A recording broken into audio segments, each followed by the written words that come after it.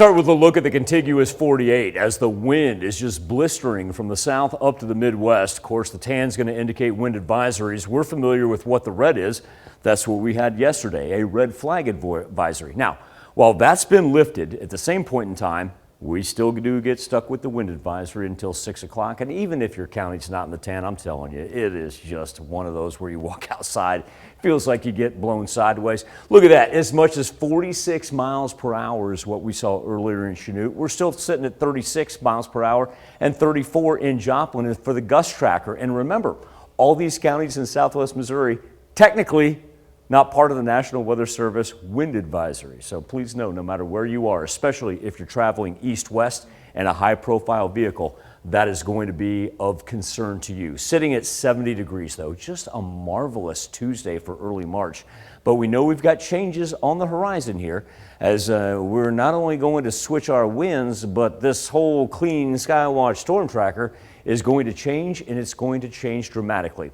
Interesting of note, our average high for this time of year, about 58 degrees. We actually eclipsed that before we even got to sunrise this morning, and that's because we've got that nice swath of warm air that is all the way on the east side of the Rockies and then makes its way to the mid-Atlantic.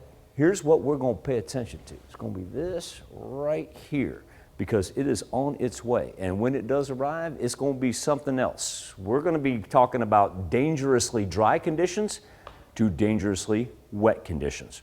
As we progress through today, look at these overnight temperatures. This is astounding, the fact that we're going to stay in the 60s, and of course we're going to have to put up with the winds while we go at it. But let's go ahead and fast forward to what everybody's anticipating for the latter half of the week.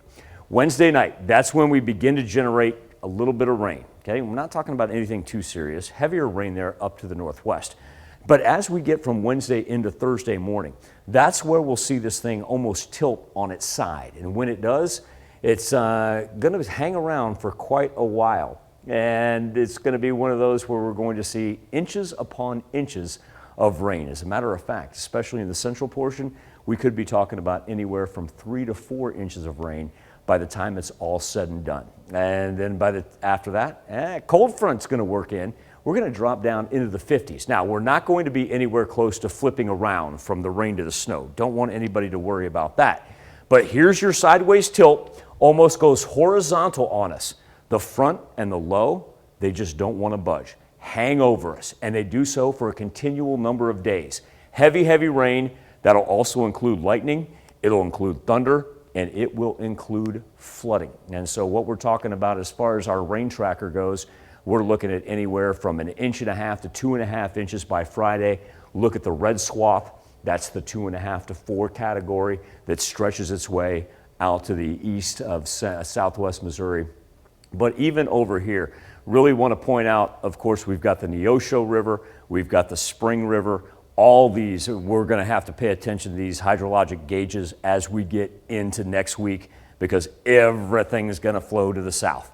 Temperature-wise, we get a rebound after a chilly, wet weekend, but I think the most important thing, Tanya, is reminding ourselves that by the time we get to Monday, even though we're looking at partly sunny skies, those roads that we know that we commute on every single day, anticipate those to be flooded.